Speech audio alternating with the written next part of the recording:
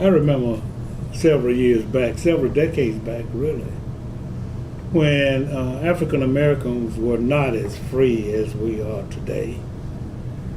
The driving force behind the freedom that exists today was ministers of the gospel.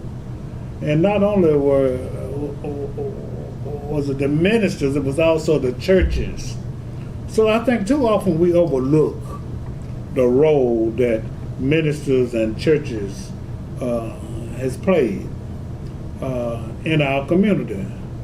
So what I wanted to do, I thought it would not be robbery to have some young folk, because the legacy has to continue, and it makes me feel more than a little good to know that we've got some young ministers in our community who are continuing the legacy and who are involved in several elements of the community.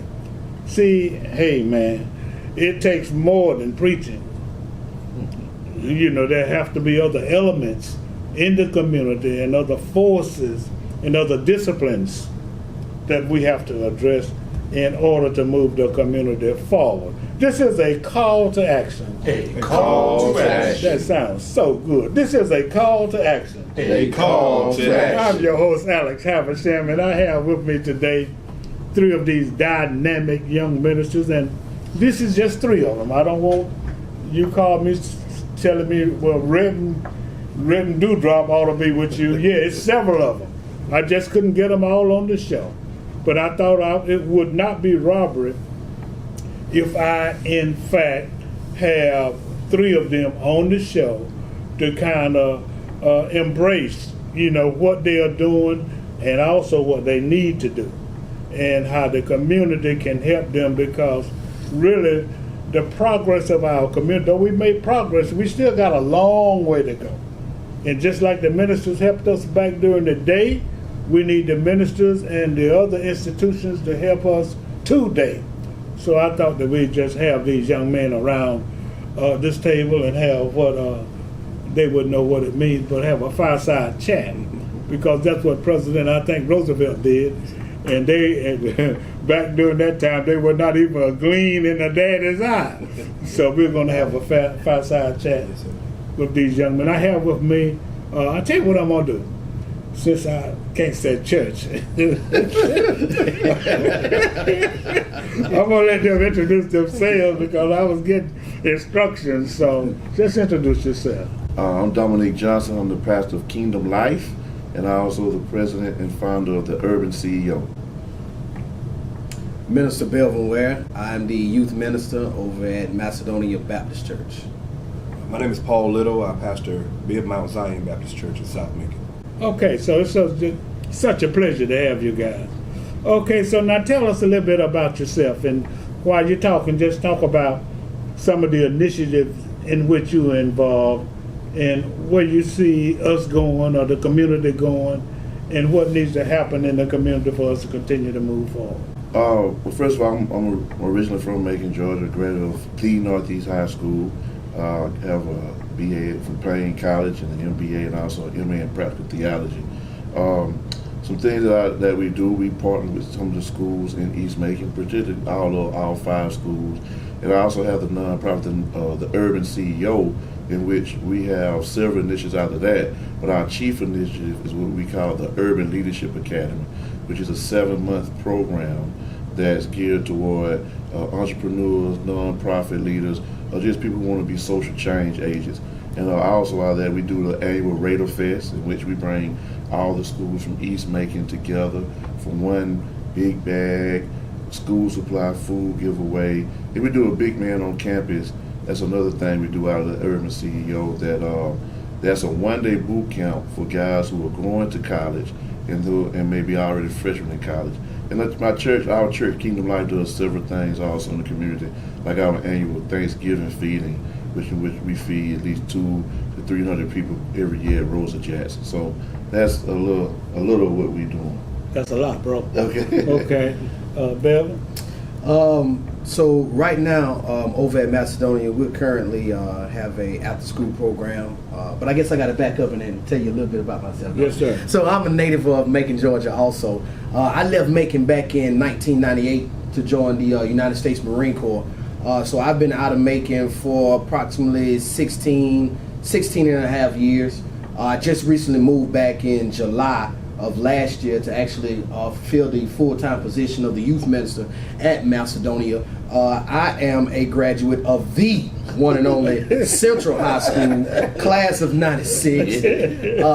But since I've been at Macedonia, Pastor Smith has me kind of reintroducing the youth ministry.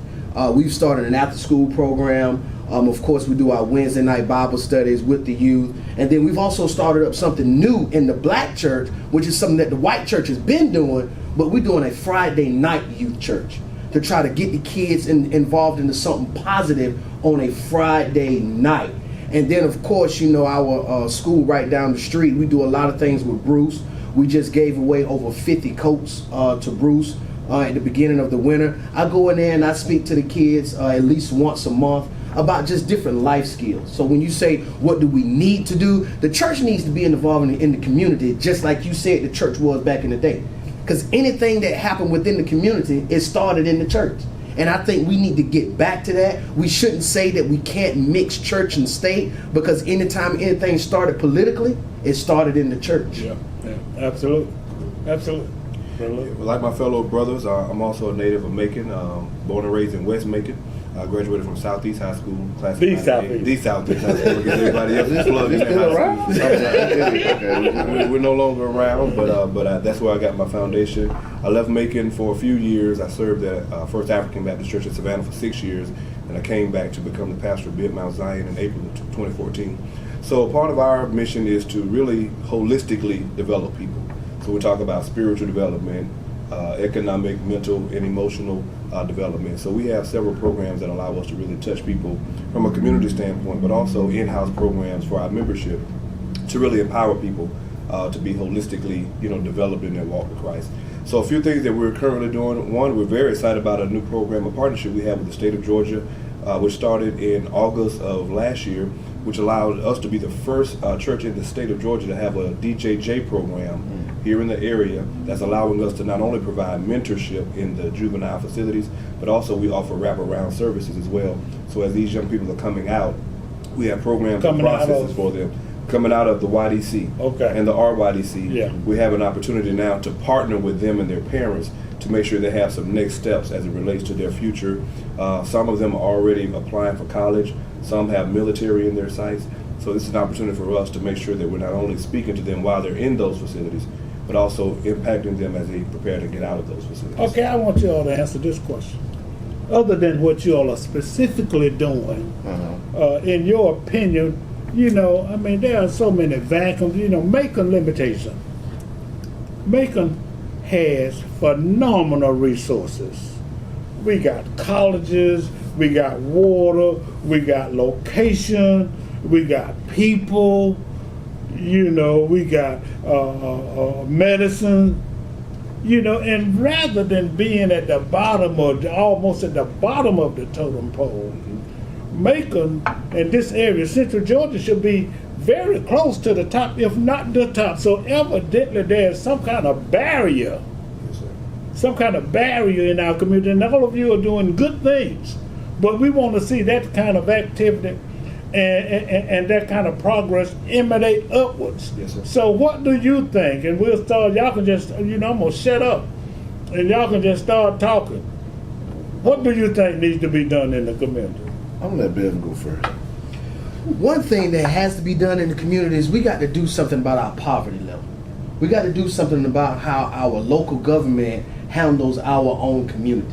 We got to look at how we can actually push some kind of financial aid back into our communities. Because just like you said, even when I was in Macon, Georgia, back in 1996, the Macon, Georgia that I know in 2019 is so different from the Macon, Georgia that I knew in 1996. The Macon, Georgia that I knew in 1996 was a way for people to actually be successful. One of the things that hurt my heart the most was when I went and talked to one of the educators about some of the problems that they having in the school system. And he said that the kids do not seem to think that there's anything better for them. So a lot of them just don't even go to school anymore because they don't think that life can get any better. And it starts with the mentality and with the mind. And we have to be transformative on how we talk, not only to the kids, because now Paul, Dominique, and myself, and all of these other great ministers in Macon, Georgia, we can push and push and push as we want, as much as we want to these kids. But there also has to be some kind of transformative way of thinking with the parents also. Because if they're not going back home, and if they're not pushing the exact same thing that we're trying to push, then we're just reaching a dead end. So it has to do with community, and it has to do with reestablishing the family. Yes. Yeah. Well, I mean, I concur. I think that poverty has a lot to do with it. I think the education system, I think politics, all of that play a part in where we are, as you mentioned, being at the bottom of the totem pole in so many different areas within our community. When you think about where we are, and you said it's strategically located throughout the state, we should be a major hub when it comes to business and commerce, education, medicine, right? All of these different areas, because we are literally the heart of Georgia. You know, it's not just a slogan people say, we really are in the heart of Georgia, Yeah, right. Which means that if we have the type of visionary leadership through our churches, through our politicians, our community leaders, we can all partner together and collaborate so that we have one common cause. It doesn't have to be just spiritual or just political or just educational. It can be all of the above, right? Because we want to make it the type of place that people can live in the sense that it's a holistic, once again, a holistic impact in their lives, not just one particular area. Okay. We're going to take a break, and before we let Kingdom Life speak and deal more with this because it's extremely important. Now we're going to be a little bit more specific when we come back because I want these young men to be thinking about specific steps. Yes, sir.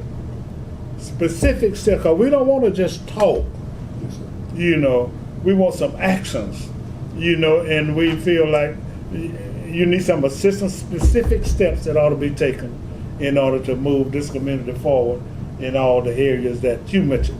This is a call to action. A call to action. Kingdom Life, Macedonia, build Mount Zion. We'll be right back. This is Alex Habersham, publisher of the new Macon, Middle Georgia Black Pages and Resource Guide. The 2019-2020 edition is available in print and online. So you don't want to miss the opportunity to view this book. You can see it online at www.maconblackpages.com. And if you want a hard copy, call us at the office, 478-464-0074. The new Black Pages featuring young entrepreneurs and professionals.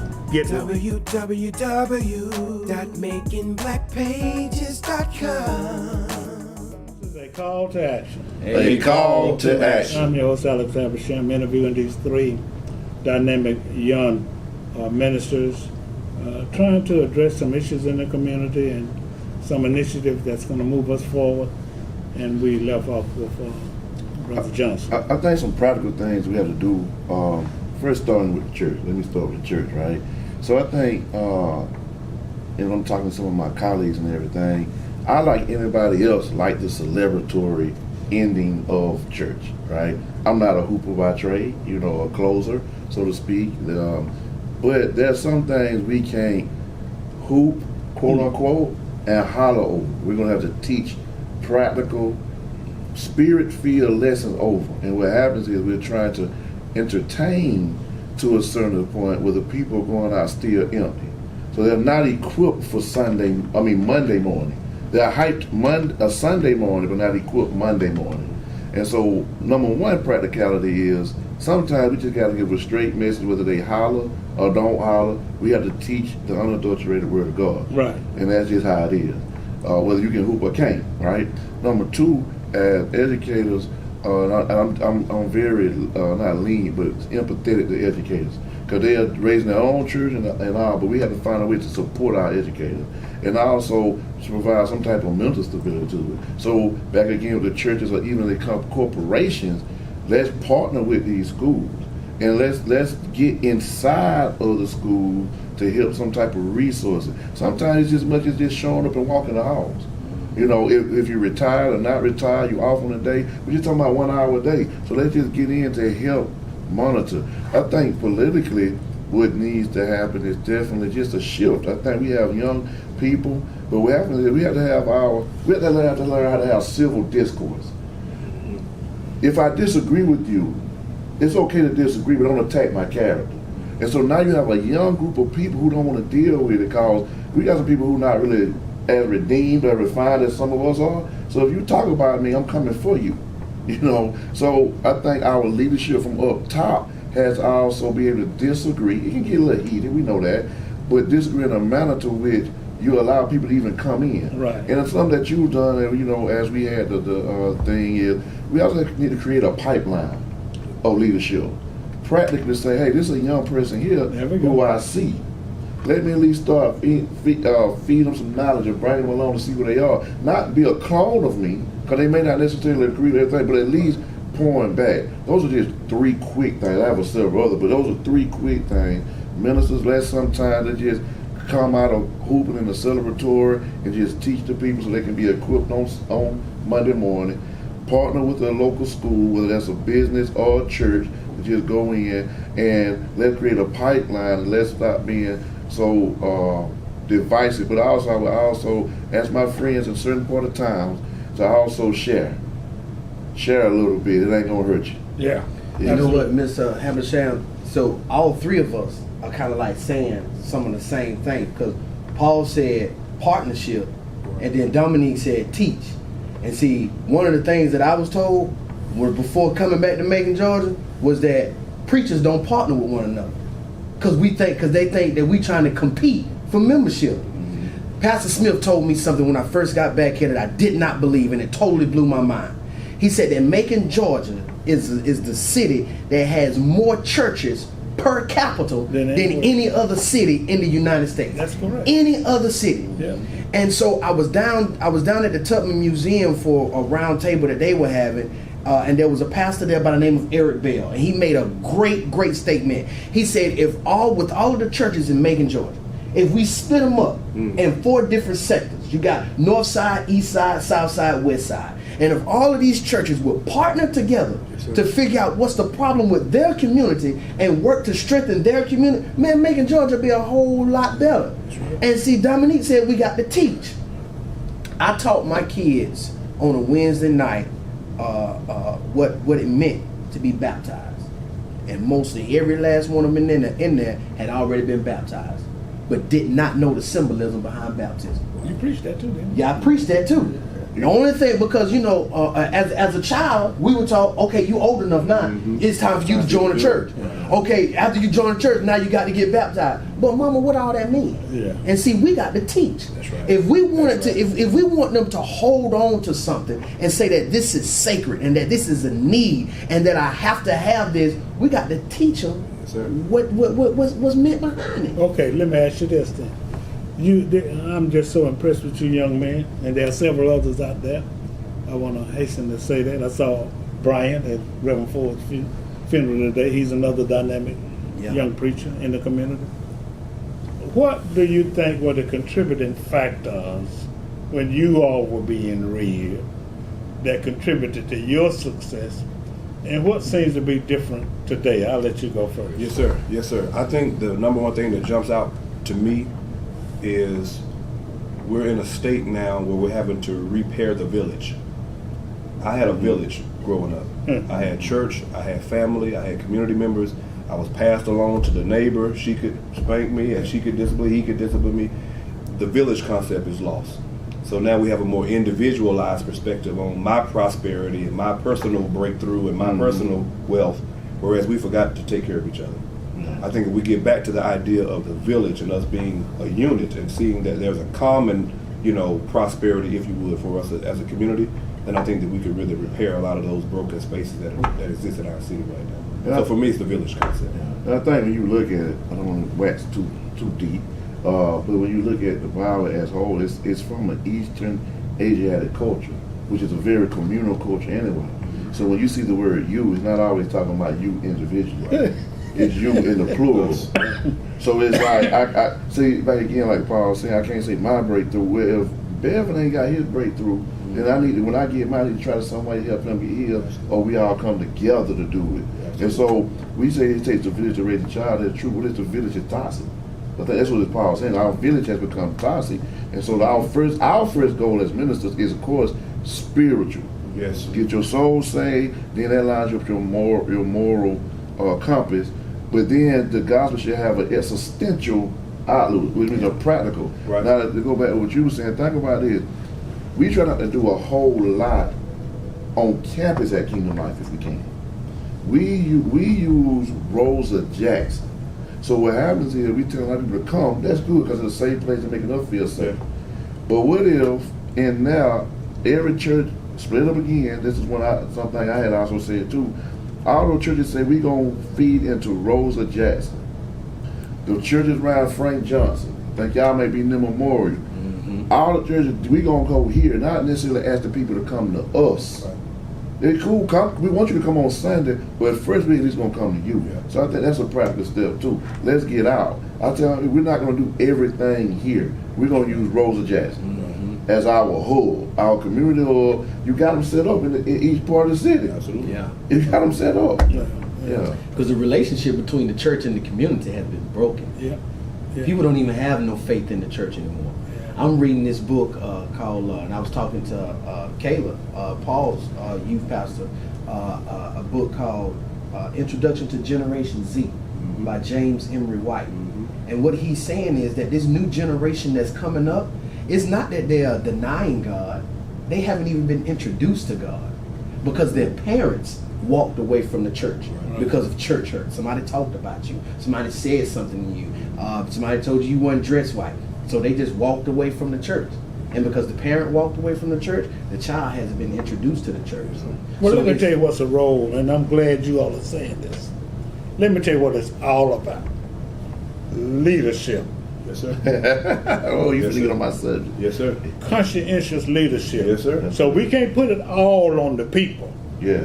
You know what that's I'm right. saying? Yeah, you're right. There has been a leadership vacuum, Yeah. Sir. you know, in every element, Every element, that you can think of, every area. spiritually, That's good. economically, Yeah. Yes, sir. educationally, That's and what have you.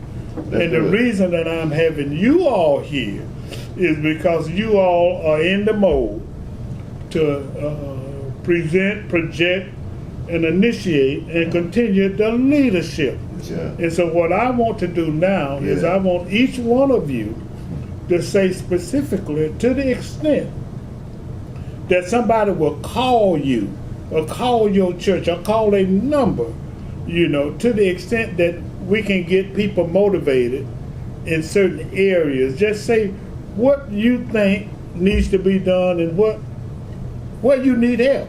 You over there in South Macon. You know, I mean, you got thousands of people in South Macon, but you got a bunch of them who need help in all those areas that was mentioned. What needs to be done for you to be helped? I think one thing And that, then I want what I want you to say is something that somebody hears you say, well, I can do that. Yes, sir. Yes, sir. That makes a difference. Otherwise, we can talk forever Yeah. Yeah. and a day. But this is the call to action. They call that. Hey, I like it. Yeah, this is God. one thing I believe, you know, I'm a true believer that, you know, the change has to come from the top first. As a military guy and coming from that stern and strict structure, if the CO was jacked up, then the whole unit was jacked up. I think what has to happen with the church is that we can't shut the doors on non-members. A lot of times you hear churches say, well, are you a member? Are you a tithe paying member? I think the doors of the church not necessarily has to be open symbolically just at the end and the benediction to try to get members, but the doors of the church have to be open to be that resource in the community. Wow. So if the pastor is going to be up there preaching and teaching about helping, then James said, don't just see that your brother ain't clothed and tell him to go and be clothed, because all faith without works is dead. We got to open the doors of the church to every and anybody. Just like you were saying earlier about the resources and all the stuff that is here in Macon, Georgia. The church needs to be the hub for that.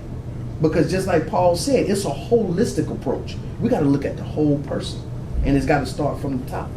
Me? Well, I'm gonna tell you how you can help me. But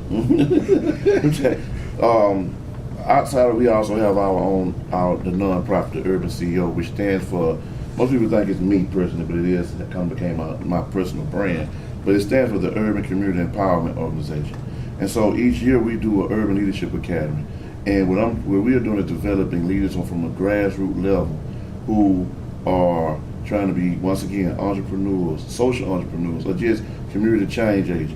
Each year, that whole program costs probably $25,000 to run or to lead. So if you wish to be a part of that, or sponsor a student for $900 a piece, we'll be coming up in and out of 2 classes in March. The graduation will be in April. You all are invited. It'll be at Kingdom Life. But we start up every September. It's 7 months, but we talk about everything from You Incorporated, where you take a Myers-Briggs or some type of personality test. We talk about strategy, building your own brand, measure your marketplace. You can call 478-254-7774.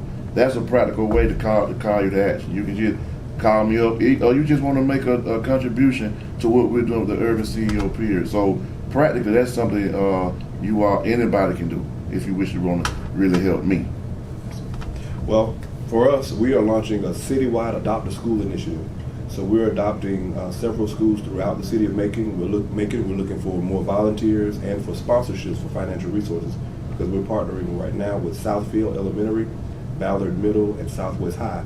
And the goal for us is to take those programs and to allow other churches to utilize their program in their areas so that we can duplicate it throughout the city. So you can call us at 478-788-2766, and that way we could talk about partnership and sponsorship for that particular initiative. Let me say this real quick.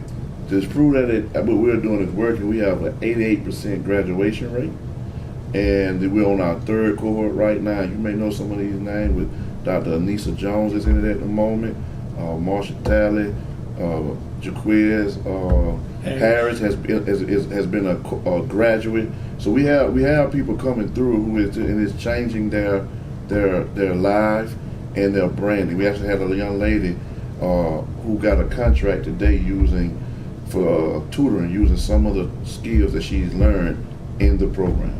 congratulations. Thank you. What's your number, man?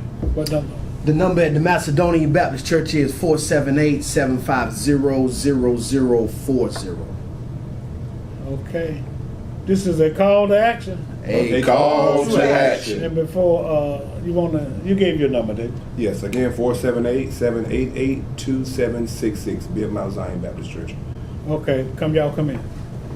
Group hug. Group hug. I'm so proud of you guys. Appreciate you, man of God. Y'all keep up the good work. Yes, sir. And those of you out there, just like these young men, you all could do something. You don't have to initiate anything. You don't just help them. This is a call to action. A call to action. I'm your host, Alex Habersham. Have a great day.